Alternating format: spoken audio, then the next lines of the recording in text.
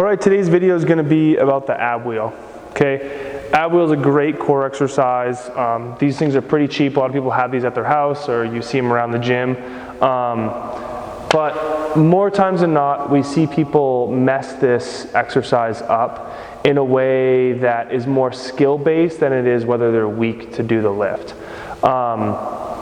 It's really just creating tension and being able to squeeze certain parts of your body to protect your lower back. The number one thing that usually hurts, or the thing that gets hurt when people are doing ab wheels incorrectly, is with the lower back pain. And it's usually not squeezing the glutes and not keeping the midsection tight. Okay, and so we're just going to talk about those few tips. So I personally like having some sort of foam, whether it's one of these big blocks or these big squares or some sort of mat. It just feels comfier on the knees. You don't have to have one.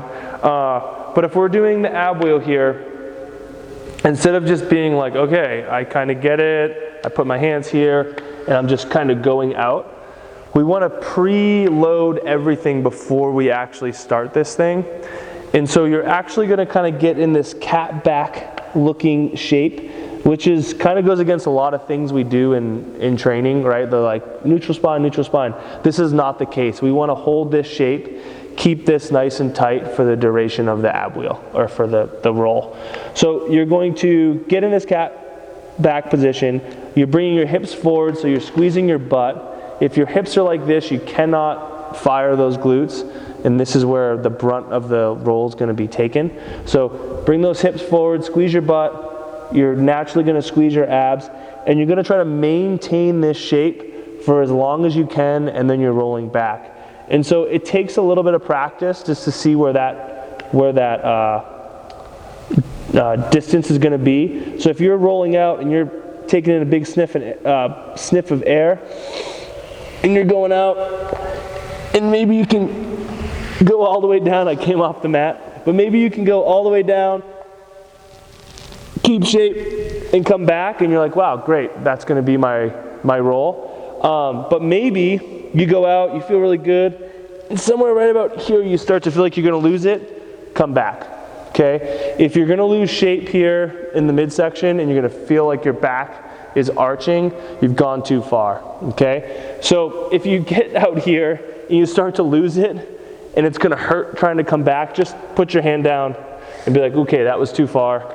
I'm going to, come back at an earlier distance, or a shorter distance. So to review, the ab wheel definitely hurts and feels really quite hard if you're not getting in this cat back position, squeezing your midsection, squeezing your butts, coming out, holding your breath, and then coming back. A way people cheat this is sometimes they'll keep really good form here and then throw their hips back, and then basically you're just rolling your arms back. Kind of just defeats the whole purpose.